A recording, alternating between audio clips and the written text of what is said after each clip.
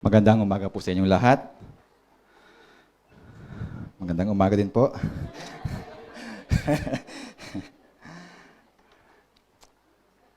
Ayun. Ayun po, I know lahat po tayo nung mga nakaraang mga buwan, andun po yung lahat po tayo struggles dahil mainit, di ba? Minsan, parang nalilimitahan po tayo sa pagdalo ng mga gawain po natin. At minsan, ang ginagawa po natin is, doon na lang ako sa Zoom. Di ba? Ano po ditong mga nakarang linggo, how do you find God sa inyo pong mga buhay? Siya ba'y nakatago? O mayroon ba kayong mga struggles? Mayroon ba tayong mga na-encounter na mga pagsubok? And before we continue, atin pong ipanalangin po muna yung atin pong mga kaloob. And Father God, Lord, marami pong salamat, Panginoon, sa mga kaloob na pinagkaloob niyo po sa umagang ito.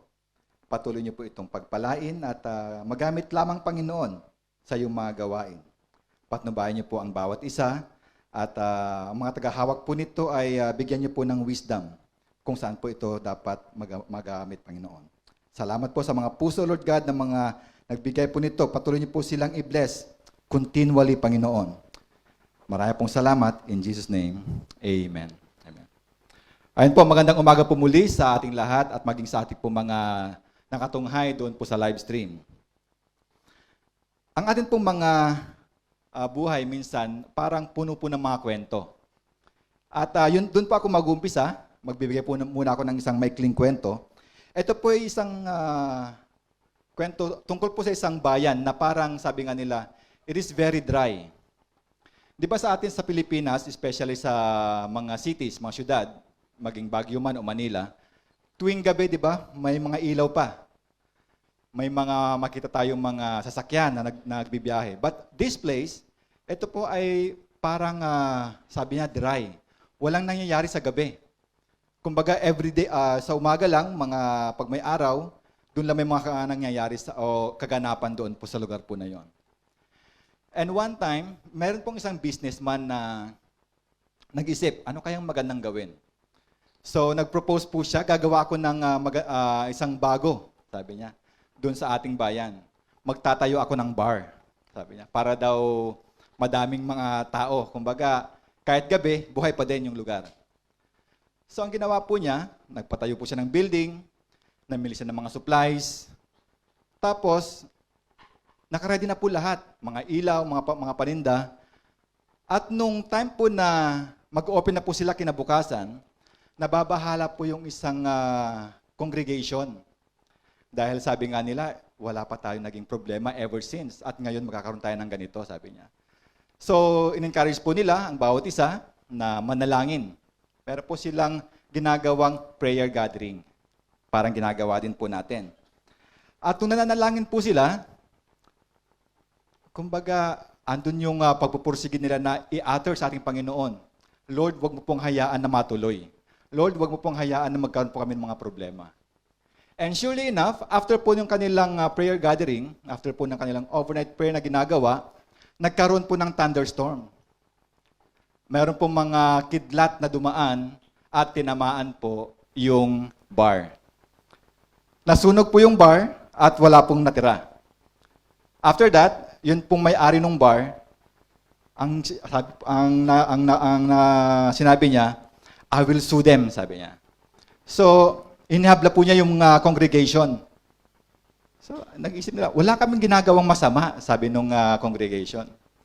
Actually, ang ginawa ng congregation, nag-hire po sila ng lawyer para ipagtanggol po sila doon po sa hukuman. Dahil wala naman daw silang ginagawa. Sabi po nung judge, after this initial review of the case, no matter how long, how far it is, one thing is clear. The bar owner believes the power of prayer and the Christian do not. Minsan po sa atin, di ba, we are praying for something.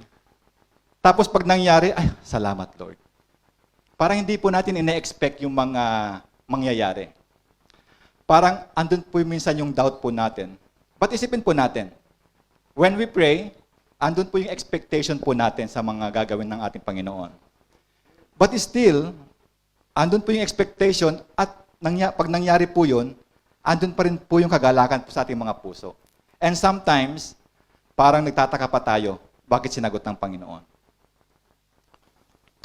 Whenever we hear a testimony how God works in the life of those who trust in Him, nakaka-uplift po ng Spirit po ito. Nagbibigay ng encouragement sa mga nakakarinig po nito. Ang ating pong pagbubulay-bulayan sa umagang ito ay patungkol po sa 4 po na istorya. 4 po na pangyayari doon po sa Psalms 107. Today, I invite you to explore the profound theme of gratitude and thankfulness found in the timeless words of Psalms 107. In the word often marked by chaos and uncertainties, the psalmist offers us a source of strength and inspiration throughout the history that echoes the enduring love and gracious of God. Gaya po ng ating mga inawit kanina, abounding in love, grace, thankfulness. Yun po yung ating mga naririnig po kanina. Tumayo po tayong lahat at ating pong basahin ang first 3 verses po ng 100, ang Psalms 107. Ready? Read. Give thanks to the Lord, for He is good, His love endures forever. Let the redeemed of the Lord tell their story. Those who gathered in the land from the east, from the west, and from the north to south. Manalangin po tayo. Father, we thank you for your word and the power that comes with them. Marami pong salamat, Panginoon, na patuloy niyo pong binibigyan kami, Panginoon, ng pag-asa, O Lord God. Minsan, andun po yung aming mga doubts. Minsan, andun po yung aming mga uncertainties sa buhay, O Lord God. Salamat, Panginoon, for you continually bless us, O Lord God, with your good words, reminding us, O Lord God, your faithfulness, that your love endures forever. Amen and amen. Makakaupo na po kayo. Ito po yung ating title, Call to Gratitude and Reflection.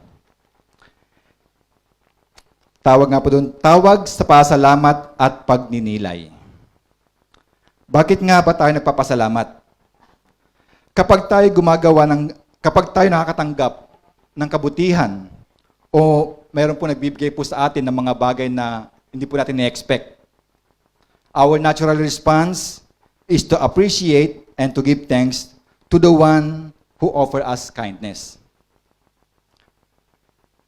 Kung maalala po natin, nung tayo po may kung tayo bata pa, ang sinasabi po sa atin, magpasalamat ka, binigyan ka ng ganito. Same thing, yun din po ang binibigay po natin sa ating mga anak, sa ating mga apo, na pag sila po nakakaranas ng mga magandang bagay, we ask them to appreciate it. We told them not to give thanks doon sa mga nagbibigay po ng mga kabutihan po sa kanila. It reassures that no matter how far we are lost, how deep we are in darkness, or how terrible our circumstances are, when we call out to the Lord, He hears us and rescues us. This Psalms is an invitation to recognize the accounts or to recount God's deliverance, reminding us to have that spirit of ceaseless thanksgiving. Psalms 107, ano ba yung mga 4 na kwento po dito? Una, times of wandering. Pangalawa, times of captivity. Pangatlo, times of bad choices. At pang-apat, times of external troubles. Lahat po tayo nakaranas po ng itong mga bagay. At habang binabasa po natin ang mga susunod na mga verses, try to focus on the lives of those characters. Baka masabi po natin, parang experience ko yun . So, tingnan po natin and maybe we can find some solutions sa mga ating po mga problema na nararanasan. And maybe we will be encouraged kung paano ba sila naging victorious. This chapter unfolds the captivating tapestry of stories. Gaya po nung nakalagay po dyan. Alam niyo ba yung tapestry? Ito po yung parang nakalagay po dyan na yung parang ginagawa dun sa Benguet, di ba? Yung meron po mga sinulid, at meron po silang inilalagay ng mga additional na sinulid, iba't ibang mga kulay to form a tapestry. Ito pong mga kwento po dito na ating pong matutunghayan ay parang tapestry of life. Kumbaga, iba't ibang mga kwento na pag pinagsama-sama po natin, makikita po natin how God really answers their prayers. Psalms 107 stands as an unbroken testament of ceaseless expression of God's love. Resonating from the beginning to the end, the prevailing theme echoes, "Give thanks to the Lord, for He is good, His love endures forever." Una, gratitude in times of wandering. Sabi po dito, some wandered in desert wasteland, finding no way to a city where they could settle. They were hungry and thirsty, and their lives ebbed away. Kumbaga, it's faded away. Kung atin pong pag-aaralan ang mga nakasulat po dito, para bang ito yung mga nangyari po sa buhay po ng mga Israelites. Noon sila po nag-wandered po doon sa desert ng 40 years. Ano po yung mga unang problema po nila? Lack of sustenance. They complained about hunger. Doon po sa Exodus 16. Tapos, nung mabigyan po sila, then they complained about thirst. Kumbaga, meron pong mga ginagawa silang mga complain. Ang mga nakasulat po, ay masasabi po natin na ito ay kahalintulad din po ng ating mga buhay. Ang ating mga karanasan, we can apply these different kinds of situation when we are wandering, when we are lost, when we are hungry, when we need direction and guidance. Some of us, marahil nung tayo po teenager pa lang, parang gusto natin kumawala sa poder ng ating mga magulang. Parang andun po yung urge na parang kaya na ba natin? Kaya na natin. Andun yung mga barkada mo parang, oh Brad, kaya natin yan. Andun po yung parang gusto natin na masubukan mamuhay ng ating pong sariling kakayanan. Bakit kaya? Dahil siguro pag nasa bahay tayo, ang lagi natin naririnig, sermon. Ang lagi nating naririnig, gawin mo to, gawin mo yan, gawin mo to. At ngayon po, parang naisip ko, parang ganun din atang ginagawa ko sa mga anak ko ngayon. Sermon din. Ganun din kaya ang kanilang naiisip? Nais din kaya nilang kumawala? Kaya nga po sa ating mga buhay, nung time po na yon, I know, alam niyo po ito, siguro familiar sa inyo yung kanta na Estudyante Blues. Kayo ang nakikita, kayo ang nasisisi, kayo ang palaging may kasalanan. Diba? Ang tatay niyo palaging tama. Ang magulang niyo palaging sila ang tama. But sometimes, dumating po yung isang kanta ng Apo Hiking Society. Batang-bata ka pa. So, ipinaalala po sa atin na tama, batang-bata pa lang tayo. Kailangan natin makinig. Kung ba kulang pa yung ating mga experience, kulang pa yung ating mga kakayanan. Sa ating pong mga buhay, sometimes we wandered in the desert wasteland, finding no way to a city that we could settle. We were hungry and thirsty, and our lives ebbed away. Kumbaga, andun po yung ating pagnanais na maranasan ng ating Panginoon.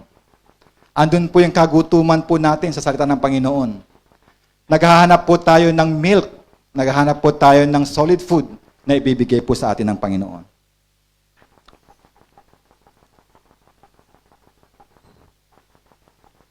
Where they could establish home, ito po yung problema po nila. Saan pa sila magkakaroon ng mga bahay?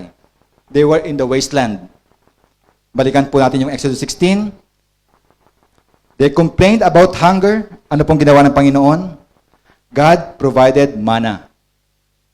Ito po yung pagkain na galing po sa heaven. May pagkain na sila. Ano bang hiniling nila ulit? Nauuhaw kami. At ano bang ginawa ng Panginoon? God instructed Moses to strike the rock, bringing forth water.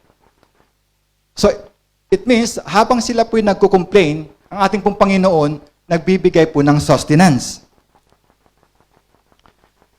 Every time they cried out to the Lord in their troubles, and He delivered them from their distress. Ito nga po ang kasagutan po ng ating Panginoon. Let them give thanks to the Lord for His unfailing love and His wonderful deeds for mankind. For He satisfies the thirsty and fills the hungry with good things. As we grow older, we learn that life is a continuous journey. Kumbaga, hindi po ito natatapos. And in every journey, we need guidance. And the Bible is full of stories na kung saan atin pong mauunawaan paano po magkaroon ng tamang lugar, tamang relasyon sa ating Panginoon, and to guide us para po sa tamang landas. Have you encountered these things sa inyong pong mga buhay? When you are wandering in your life, ano ba yung inyong naiisip? When you cried out to Him and He intervened, ano bang iyong ginawa? Did you give thanks to the Lord? Nagpasalamat ba tayo? Kayo lang po makakasagot po nun. Gratitude in times of captivity. Ito pong bayan ng Israel is marami po silang mga naranasang mga pagsubok sa buhay. Marami po silang naranasang captivity. Captivity by the Egyptians, captivity by the Babylonians, and many more. Kumbaga, nung captives po sila ng Egypt for more than 400 years, 430 years. Then, nung nakalaya po sila, they wandered in the desert. After some times, nung nandun po na po sila, nakapag-settle na po sila sa promised land, another captivity nung time po ng Babylon. And even Shadrach, Meshach, and Abednego, di ba? Makita po natin doon, captives din po sila. Inilagay po sila doon sa Hurno. At maging si Daniel, naging captives din po siya. Inilagay din po siya the lion of den. Other captivity na naranasan po nila is yung time na wala po sila mga king. Ito po yung time ni na Samson. Ito po yung time ni na Gideon na nagsalba po sila sa mga captives po nila. Like Midianites and Philistines.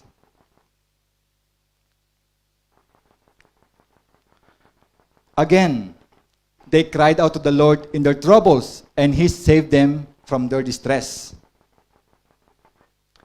He brought them out of darkness and utter darkness and broke away their chains. Perhaps like Joseph, naranasan din po natin ito. Tayo'y napagbintangan sa mga bagay na hindi natin ginagawa. But Joseph, kahit na nandun po siya sa prison, he still remained faithful.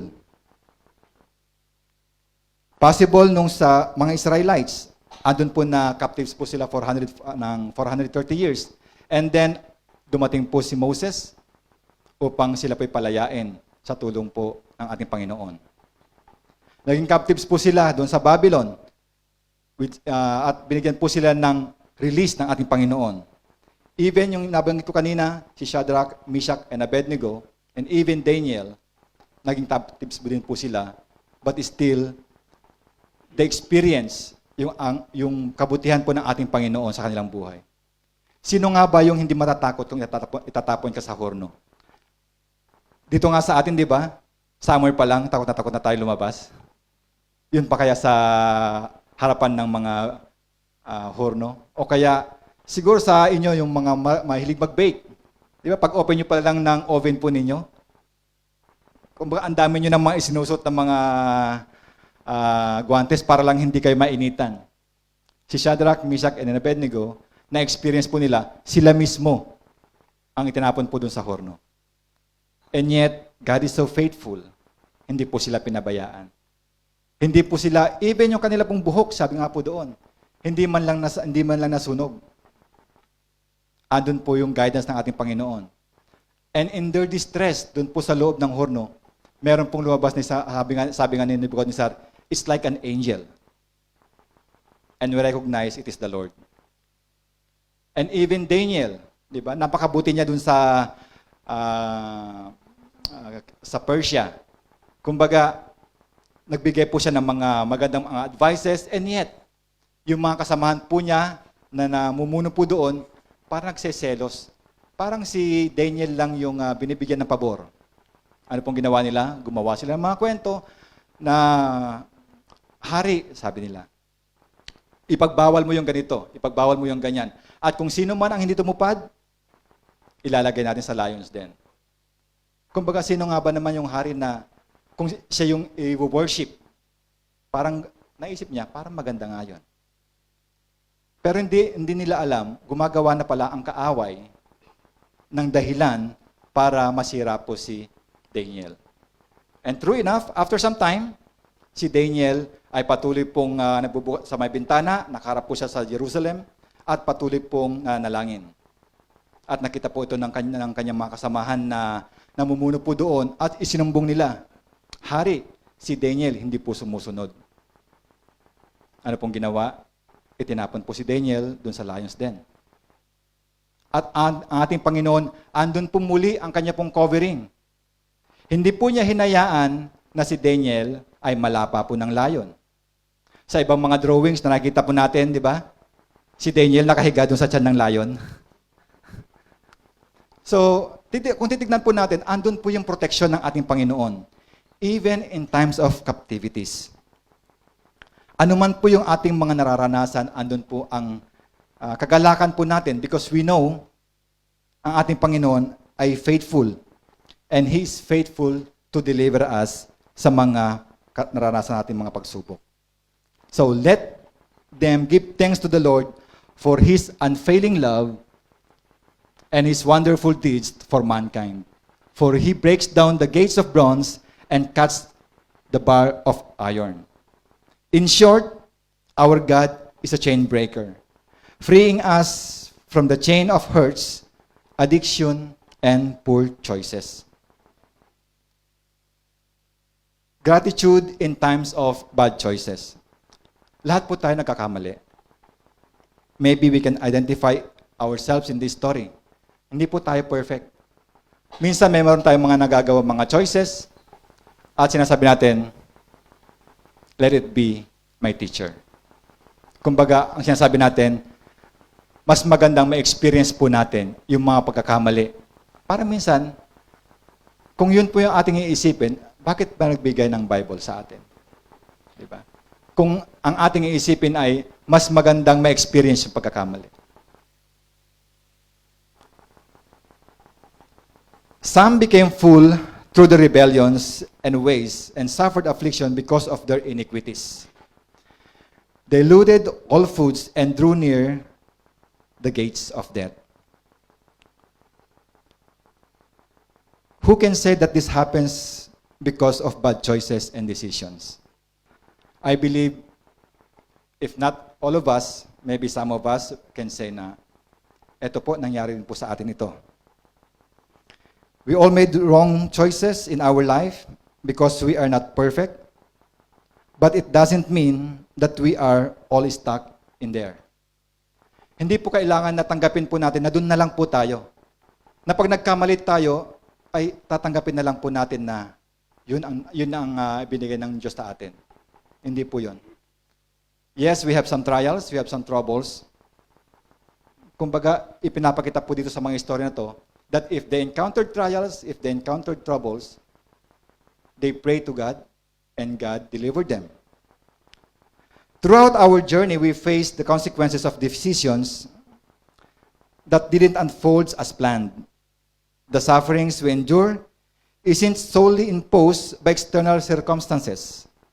It often arises as direct outcome of our own actions. Despite challenges, the Psalms doesn't abandon us to be despair of our own missteps. It recognizes that although we might have made poor decisions, we are destined to be permanently entangled in their consequences. Kumbaga, meron pong ibinibigay na kalayaan po sa atin. Then again, they cried out to the Lord in their trouble, and He saved them from their distress. He set out His word and healed them. He rescued them from the grave. let them give thanks to the Lord for His unfailing love and His wonderful deeds for mankind. Let them sacrifice thanks offering and tell of His works with song of joy. The good news is, doon po sa 19 and 20, it is a beacon of hope. They cried out to the Lord in their trouble, and He saved them from their distress. Napakagandang alalahanin na every time na meron po tayong mga trials, every time na meron po tayong mga circumstances na hindi po natin maintindihan, eto po, they cried out to the Lord in their trouble and saved them from their distress. Andun po yung kasagutan po ng ating Panginoon. This narrative unfolds as an invitation to gratitude. Amid the acknowledgement of our folly, there's a profound offer of hope, healing, and deliverance from God. Our stories of bad choices can be rewritten with gratitude. So, ibig sabihin, kung tayo nagkakamali, we don't need to put ourselves doon lang. Sabi nga dito, we can rewrite it with gratitude. Alalahanin po natin ang ating Panginoon, siya po nagliligtas po sa atin. Hindi po natin kaya by our own strength, by our own might, hindi po natin kaya.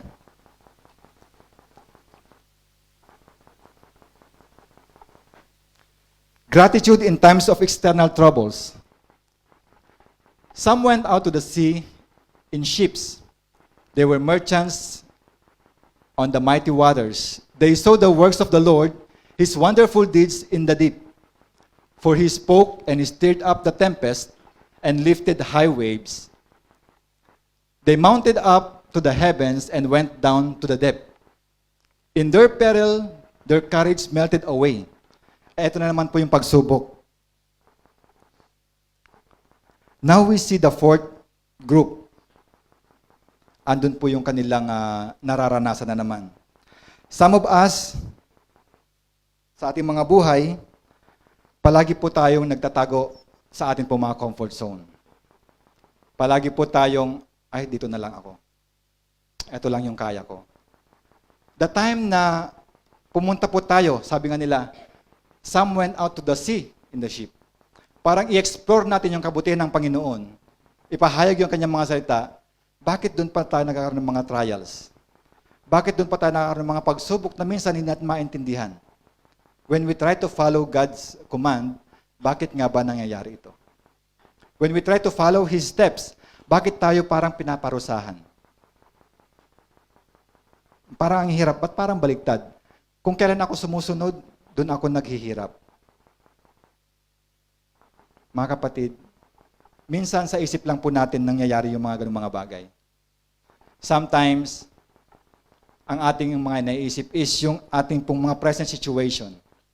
But we cannot see beyond doon po sa nangyayari po sa atin. We cannot see beyond yung sa mga pagsubok po natin. We cannot see ano ba yung inihanda ng Panginoon po sa atin. I believe sa ating po mga pagsubok, meron po tayong mga naranasan na parang hindi na tayo makakawala. And ito po yung naranasan natin nung nagkaroon po ng pandemic. Diba? Siguro sa ating mga buhay before pandemic, nag-iipon tayo ng mga pera, nag-iipon tayo ng mga pangnegosyo, marami tayong plans. And then, nag-start na yung mag-pick up yung business po natin. Nag-start na mag-pick up yung mga ministries po natin. Nag-start na mag-pick up pati yung faith po natin. And then, suddenly, nagkaroon po ng pandemic.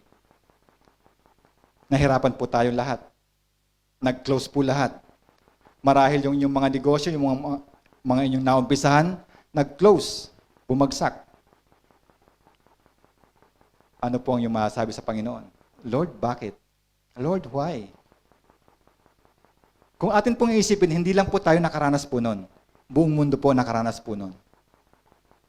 But still, meron po tayong mga kapatiran na nag-a-afflict po sa atin. Ano man po yung ating mga nararanasan, when we are in distress, meron pa po tayong mga naisip na, Lord, hindi ko na kaya. andun po ang inyong mga kapatid. Nagbibigay po ng mga prayers, nagbibigay ng mga panalangin po sa inyo to lift you up, to encourage you. Lahat po tayo nanalangin po noon. I remember, nung kami po pumunta ng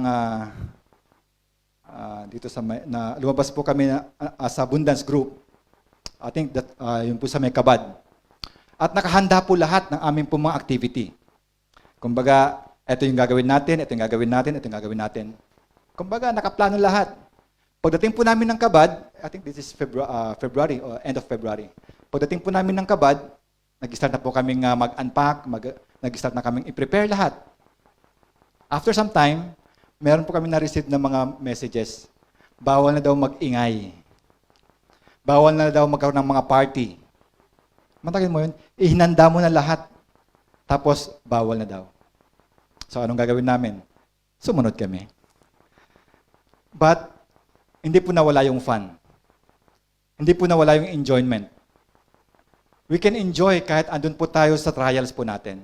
We can enjoy yung presensya ng ating Panginoon, anuman po yung ating mga sitwasyon. We can enjoy anuman yung ating sitwasyon ngayon. Ikaw man ay nahihirapan, ikaw man ay parang sa tingin mo yung visa mo yung magpapaso na, yung trabaho binibigay sa'yo, hindi pa binibigay. Yung visa mo mag-expired na, hindi ka pa nire-release. May plano ang ating Panginoon sa atin. Lahat po tayo nanalangin para po mawala ang COVID. Lahat po tayo may mga plans. And sure enough, after some time, na-discover po yung gamot. Na-discover yung vaccine.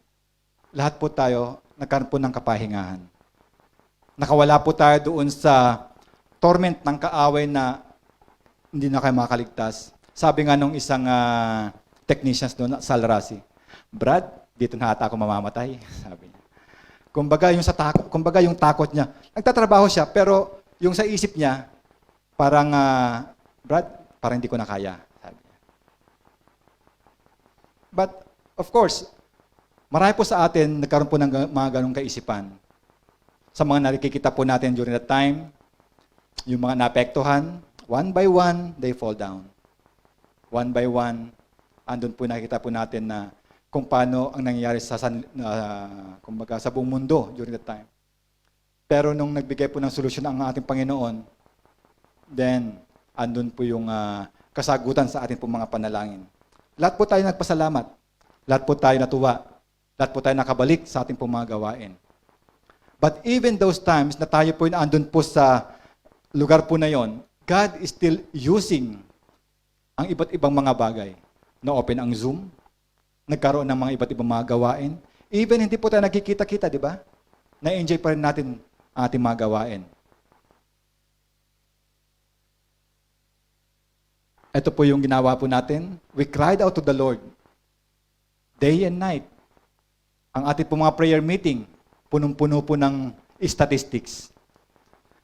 Ilan na ba yung namatay? Ilan na ba yung na-save? Ilan yung naka-recover? Di ba? Sa ating binalagay sa ating mga prayer meeting dati, nakalagay yun. Yung current situation, ilan yung nakaligtas, nakalagay po doon. And then after that, andun na po yung calmness. Kumbaga parang eto na yung ating Panginoon. Nawala na yung storm. Naging kalmado na po lahat. At ang result po nun, andun po yung ating pong pagkasaya. Andun po yung ating thankfulness, our gratitude sa ginawa ng ating Panginoon po sa atin.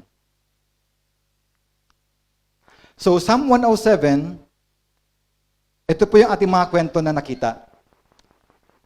Time of wandering, time of captivity, time of bad choices, time of external troubles.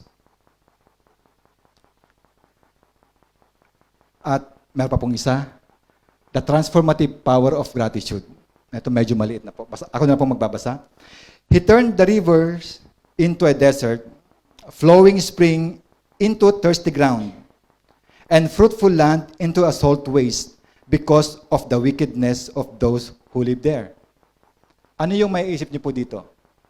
Ito po yung nangyari doon sa Kanaan before ilipat po ang Israelites. After that, He turned the desert into pools of water and the parched ground into flowing springs. There he brought the hungry to live, and they founded city where they could settle. Ito po yung sinasabi doon po sa unang binasa po natin, na parang naliligaw po sila doon sa ilang, hindi po sila makapunta doon sa city. And yet, ito na po yung ginawa ng Panginoon. Kumbaga, parang ito yung summarize ng ating pong apat na kwento. There he brought the hungry to live, and they founded the city where they could settle. They sowed field and planted vineyards, and yielded a fruit harvest. He blessed them, and their number greatly increased, and he did not let their herd diminish. God's ability to transform desert into pools of water and parched, dehydrated ground into a flowing stream. Ito po yung makikita po natin sa verses po na ito. Tayo po isa sa mga recipient ng goodness ng ating Panginoon. How God transformed desert into a productive land. Dito po sa Kuwait, sino ba mag-aakala na magkakaroon ng oil? Sino ba mag-aakala na madidiscover na magkakaroon ng oil ang mga disyertong lugar po na ito? Before, isa lamang itong disyerto, ang kanilang pamumuhay, marahil sasabihin natin pangingisda. At nagkaroon po ng oil, na-discover ang oil. So makikita po natin na even sa mga lugar na tinatawag natin na wasteland, God can make it bountiful. God can make it flourish. Sa inyong mga buhay, sa tingin nyo siguro, parang wala na akong pag-asa. Gaya ng wasteland, God can make you flourish. Then their number decreased again, and they were humbled by oppression, calamity, and sorrow. He pours contempt on nobles and made them in wonder trackless waste. But he lifted the needy out of their affliction and increased their families like flock. The upright sit and rejoice, but all the wicked shut their mouths. Let the one who is wise heed these things and ponder the loving deeds of the Lord. Kung makita po natin sa ating mga buhay, andun po yung ups and downs. Minsan, palaging nakita natin, Lord, maraming salamat kasi nasa mabuti akong kalagayan ngayon. And after some time, Lord, pag nasa taas tayo, parang andun yung, Lord, maraming salamat. Pag nasa baba, Lord, bakit? Pag nasa taas na naman, Lord, salamat. Diba? Para tayong wave na ups and downs, ups and downs. To illustrate this, sa akin pong na-experience nung tayo nasa Pilipinas. Lahat po tayo meron pong mga plans before po tayo pumunta dito. Plans na mapagtapos yung ating mga kapatid sa pag-aaral. Plans na magkaroon ng magandang buhay. Plans na magkaroon ng negosyo. Plans na magkaroon ng mga bahay. Yung may mga apartment, mga bahay. But, meron po tayong nakalimutan sa ating po mga plans. Hindi po natin nasama sa equation na meron pala mga troubles na susungin po tayo. Meron din pala mga pagsubok na dadaanan po tayo. Meron din palang mga injustice na mararanasan po tayo. Nung ako po nag-apply po dito sa Kuwait, that was 2008. At buntis po si Bel nung ako po pumunta po dito sa Kuwait. Ang kanya pong schedule is manganak po siya ng October. So, umalis ako mga September 18. Kasi October pa naman. So, okay lang. So, magkakaroon pa ako ng sweldo pagdating ng katapusan. Pagdating ko po ng Kuwait, unang lakad po namin, punta po kami ng Jara. Nung pauwi na po kami noon, nag-message si Bel. Sabi niya, parang sumabog na yung kanyang panubigan. That was 3 days after ko po dumating po dito. Sabi ko. Unexpected. Sayang, sabi ko, dapat nag-stay pa ako. Pero andito na po ako. But God is so faithful. Hindi man po natin inaasahan yung mga bagay po na yon, but God is faithful. Andun po yung kanyang kamay upang tayo po itulungan. He touched people. He touched the lives of those who na maaari pong tumulong po sa atin. And after that, nakalipas po yung panahon po na yon. Ang talagang plano po namin is, after 1 year, pupunta po sila dito. So sabi ko, okay lang. After 1 year, makakarin naman na sila dito. So parang kumbaga yung plano na yon, kumbaga we make it to the point na masusunod siya every month. Hindi ko naman akalain na ang hirap palang kumuha ng driver's license. Kasi isang kailangan po namin doon para pagdating nila dito, may sasakyan. First try, failed. Second try, failed. Third try, failed. Fourth try, failed. Sabi ko, Lord, kailangan ko ba talagang kumuha ng sasakyan? Kumbaga, I ask, pero kailangan ko sa trabaho. At nakita ko po yung aking pong nakasabayan doon po sa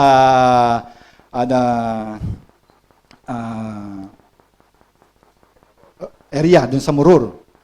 Nakita ko yung kanyang card, 10 times failed. Lord, salamat, sabi ko. Hindi pa ako maabot po doon. After some time, so naipasa ko po yun, nagkaroon ng sasakyan, nagkaroon ng chance na magkasasakyan. So, salamat sa Panginoon at nakapunta rin po sila dito. So, God is so good. Sabi nga ng aming anak nung nakita niya sasakyan, Dad, sabi niya, may taxi ka na. Kasi kulay puti. So, andun po minsan yung mga nararanasan po natin mga pagsubok sa ating mga buhay, hindi po natin na-expect. Nung andito na po sila, hindi ko naman akalain na medyo kakapusin yung aming pong budget. So, sabi ko, pumunta ako ng Kuwait para maranasan yung magandang buhay. Pumunta ako ng Kuwait para i-fulfill yung aking mga inisip before po ako pumunta ng Kuwait. But then, Lord, ano kaya ang aking gagawin para malagpasan ko po ito? Hindi ko po nakikita yung plano ng Panginoon sa aking buhay at that time. Then, may mga kapatiran po doon, sila po mismo. May nagbigay ng ganito, may nagbibigay ng ganyan, may nagbibigay ng pagkain. Lord, solved na po. Kumbaga, in every situation na meron po tayong mga nararanasan, in every trials natin pong na-encounter, minsan ang ating paningin hanggang dito lang. Ang ating Panginoon, malayo na. A kilometer away yung kanya pong plano sa atin. Alam niya na mapagtatagumpayan mo yan, sometimes kulang lang po yung ating pong trust sa ating Panginoon. Sometimes hindi po natin nakikita yung kanya pong plano. Yes, hindi po natin nakikita, we are not prophet, just like before, na naranasan po ng ating mga prophet. But by God's grace, if we trust Him, andun po yung mga plano niya binibigay po sa atin. Siya po nagbibigay ng fulfillment sa ating pong mga desires. Siya po nagbibigay ng fulfillment, anuman yung desire ng inyong puso. And in conclusion, sa atin pong mga naranasan, time of wandering, doon po sa time of wandering sa verses 4 and 9, times of captivity sa verses 10 to 16, times of bad choices, 17 to 20, times of external troubles, and the transformative power of gratitude. We need to realize sa lahat po ng panahon, sa ang ating mga buhay, ang Diyos ay nakasubaybay. Hindi po tayo nag-iisa. May solusyon po diyan ang ating Panginoon. When you receive His answers, huwag po tayo mag-agtubili na sabihin, Lord, maraming salamat. Lord, I give you praise. Lord, salamat po dahil andun ang iyong pag-iingat sa aking mga mahal sa buhay. Lord, maraming salamat dahil hanggang ngayon, napagtatagumpayan ko pa rin ang aking mga pagsubok sa tulong po ninyo. And as we reflect to these stories na atin po ng mga nabasa, let's consider where we are in our own journey. God's love endures forever, offering hope, healing, and deliverance. May these stories inspire us to express gratitude and thanksgiving in our daily lives. Manalangin po tayo. Father, we thank you for your word and the power that comes in it, O Lord God.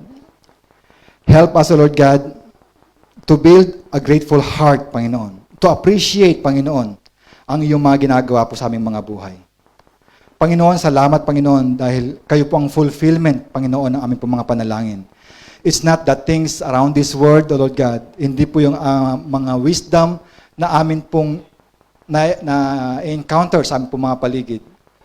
But yung mga ibinibigay niyo po sa amin, Panginoon.